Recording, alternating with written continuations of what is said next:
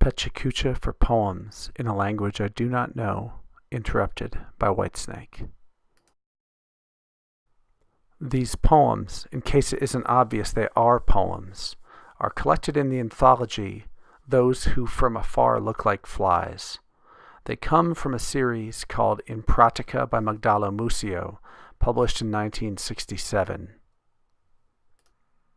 They are beautiful and idiosyncratic, not easily translated, one may imagine, given the interplay of text and text as image, and image as text, which may be why they appear in this here anthology, untranslated.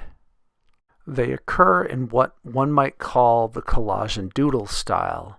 I find them compelling and not a little inexplicable, perhaps one because of the other. They retain the mystery for me of seeing a bright thing through a couple different screens: time, language, culture.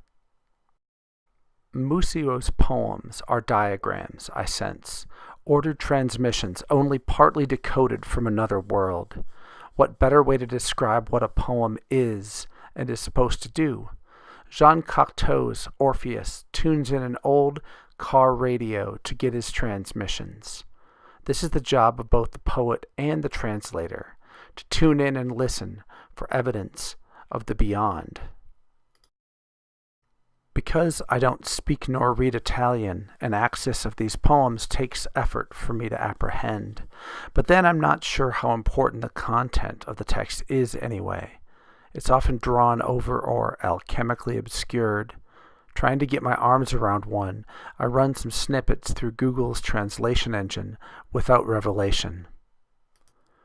Most of these poems, and one could argue all poems, use language more as material than method, if they use language at all. A tower of numbers, for instance, or a cloud of numbered arrows sweeping across a white field communicates just fine. This presentation is in a borrowed form, that of the Pecha Kucha, which I'm aware, dear purists, that I'm mispronouncing from the Japanese.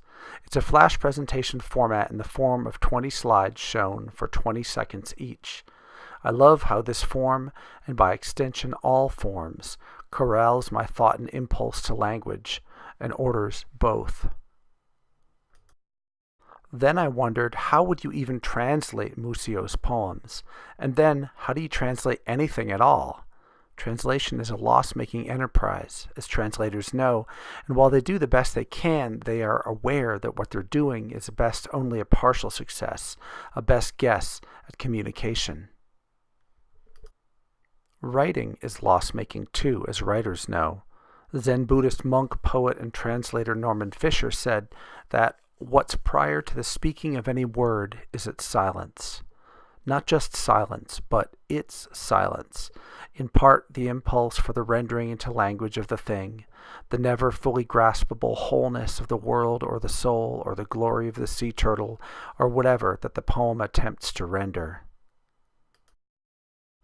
Maybe it's best to think of these poems, these translations, this anthology, as a map of possibility and of a literature. It's incomplete as all maps except for those from Borges are, and with its publication we are invited to wander it ourselves. In fact, with Musio's poems, we must. In fact, like drifters, we are born to walk alone, Whitesnake tells us in 1987.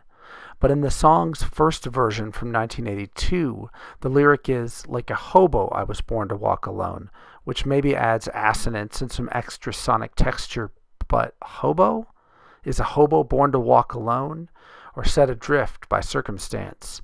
I don't know many hobos, but I'm guessing more the latter than the former. I superimpose the one version of the song upon the other and shine some lights through it, and the resulting doubleness is uncanny, like the poems of Musio. I don't know why these two versions bother me, pinning the song between times 5 years apart, the latter updated to make Whitesnake's 1970s roots less obvious. Successfully for me anyway. I think it disturbs me to think of the song I've come to know as mine, having an earlier echo, like some inferior demo, of which of course I believe my version is the true translation. But then it's distressing to think my version might be the weaker, heard through 5 years of history and posters of the mystery of Tawny Kitaen, singer David Coverdale's girlfriend at the time. She appears in several videos, including being carted off by the sex police at the end of Still of the Night. Her dress's gauzy translucency makes me want to see through it and everything more clearly. 31 years later, I'm finding it hard to see through anything clearly. How much of what I see is my own translation of the thing I'm looking at, or the medium through which I'm looking? These are, of course, unanswerable questions, the sort we want our poets to ask.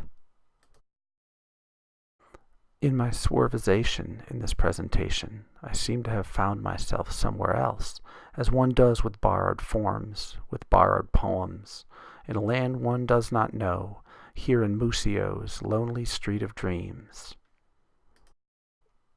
And if these dreams, these poems, are to me partly unreadable instructions, their lonely streets are all too familiar, for all poems are lonely streets and dreams superimposed.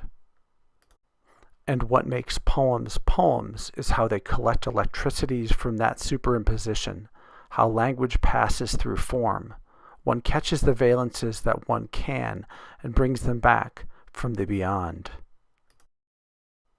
The best we can hope for is a little back and forth through the screen, reading these poems or watching these videos now, and thus the double task of the translator, to re-render those incomplete intentions, to at least try to show us the way of access to the utopia. And if there's no map to evanescence, and if things keep disappearing, I'm happy to have some of them collected here and made more accessible in this anthology. And even if I keep searching for an answer, and if I never seem to find what I'm looking for, still there's searching, and that's something.